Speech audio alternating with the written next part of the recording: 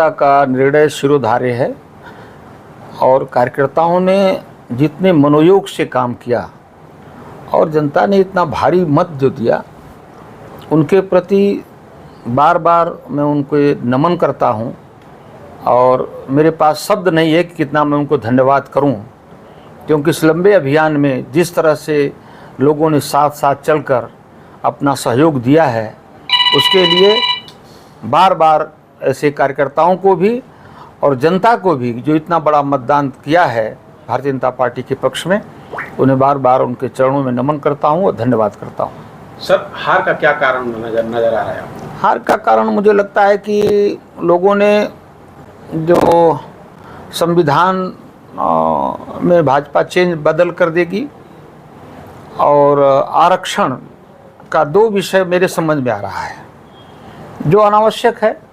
संविधान बदलने का ऐसा कोई, प्रधानमंत्री जी तो संविधान का आदर करते हैं, बाबा साहब का आदर करते हैं, तो संविधान बदलने का कोई प्रश्न ही नहीं है। लेकिन विपक्ष जो है इस बात को समझाने में कामयाब रहा, मैं यही कह सकता हूँ। कहा यह जा रहा है कि संगठन और दलित मतदाता दोनों ने आपका साथ नहीं दिया। नहीं, संगठन तो मैं नहीं कह सकता, संगठन तो पूरा, क्योंकि मैं इतने लंबे अभियान में संगठन जिस तरह से साथ साथ चला है कदम से कदम मिलाकर, मैं उस संगठन को धन्यवाद करता हूं। और कार्यकर्ता नहीं है, वो देव तुल्य कार्यकर्ता हैं जिन्होंने ये चुनाव अभियान को इतना सफल बनाया, एक एक कदम पर मेरा साथ दिया है। चुनाव में किस तरह की कमियां रह गई?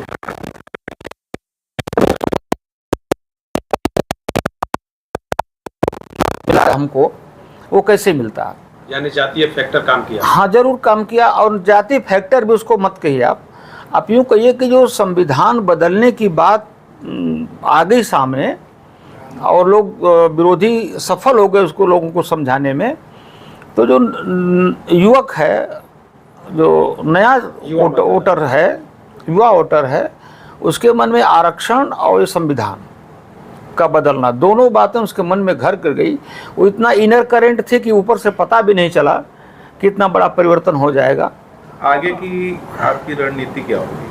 आगे की रणनीति बस अपना रोज का मर्रा काम, जो लोग आएंगे, जिन लोगों ने साथ काम किया है, उनके लिए रात दिन उनके पक्ष में काम करना, उनकी सेवा करना, उनकी समस्याएं जो आएंगी उनको दूर करने का प्रयत्न करना, आगे का यही प्लान है। और क्या?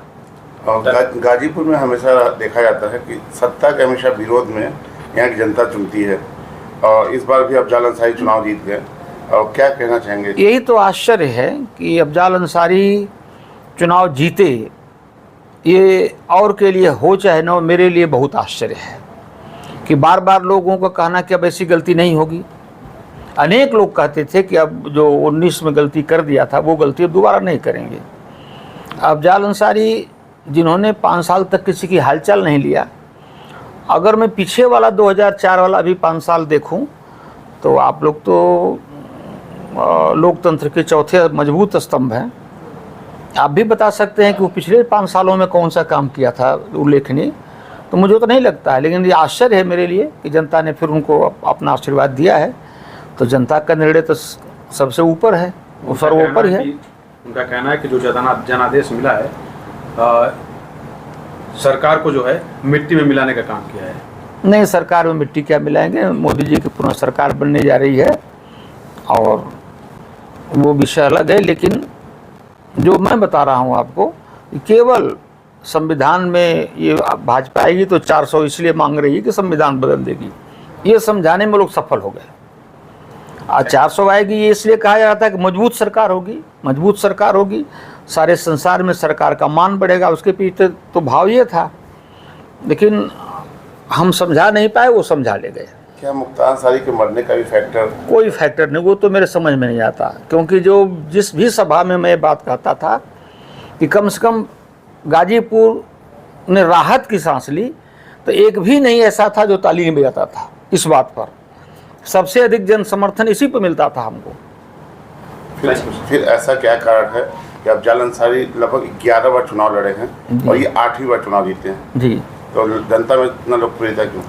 अब तो जनता भाई समझे, लेकिन मेरे समझ से तो मैं अपने संबोधन में कहता था कि भाई जो व्यक्ति 5 बार विधायक 2 बार सांसद रहा हो, इतने लंबे कार्यकाल में एक भी कार्यकर्ता उनको नहीं मिला कि जब उनके नेतृत्व पर प्रश्न चिन्ह लग रहा है तो केवल उनको अपनी बेटी मिल रही है, एक कार्यकर्ता भी उन्होंने इतने लंबे कार्यकाल में तैयार नहीं किया।